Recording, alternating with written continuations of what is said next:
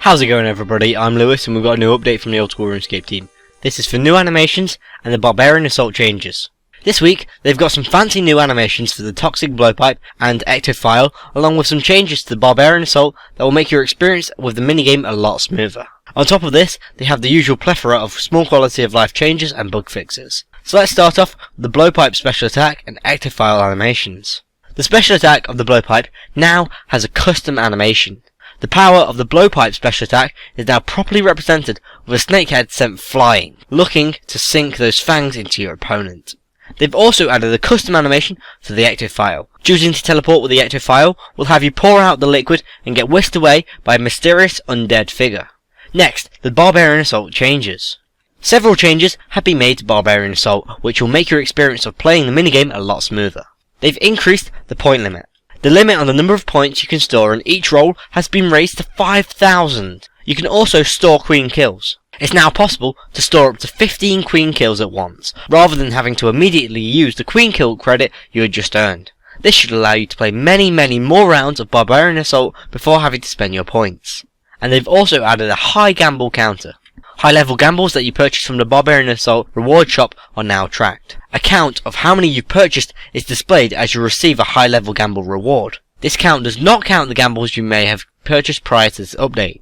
And finally, we've got the other news, starting off with the quality of life changes. Adamant bar drops from Aviences in the God Wars dungeon are now noted for players that have completed the Hard Fremnik achievement diary. An additional attack style has been added to the trident to prevent it switching your selected attack style for other weapons. This attack style has no impact on combat stats.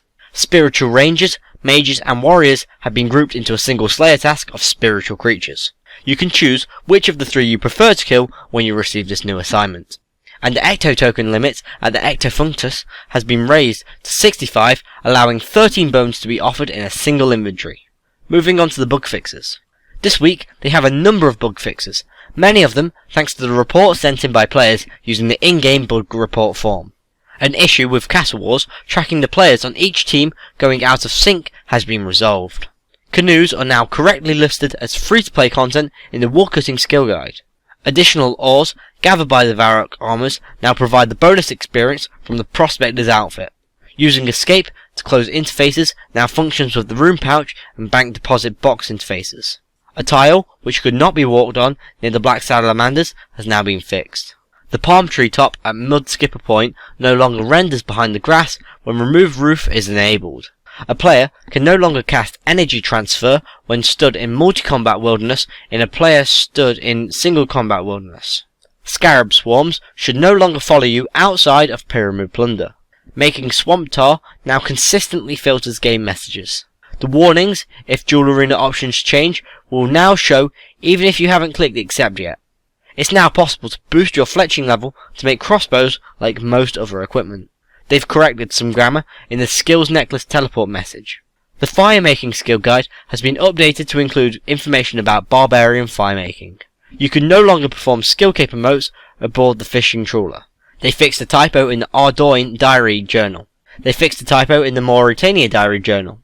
A typo in the hard emote clue telling you to laugh in Jockal's tent has now been fixed. They fixed a typo on an elite clue scroll. They fixed a typo in one piece of Yuri's dialogue.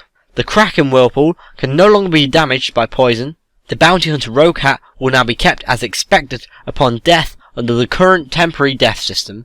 It's no longer possible to light a fire and keep the logs. The cannon should no longer produce the message, someone else is fighting that. Using any of the staircases in Polinovich no longer delays the player from moving briefly. They've removed a levitating mast from the ship in Ardoin.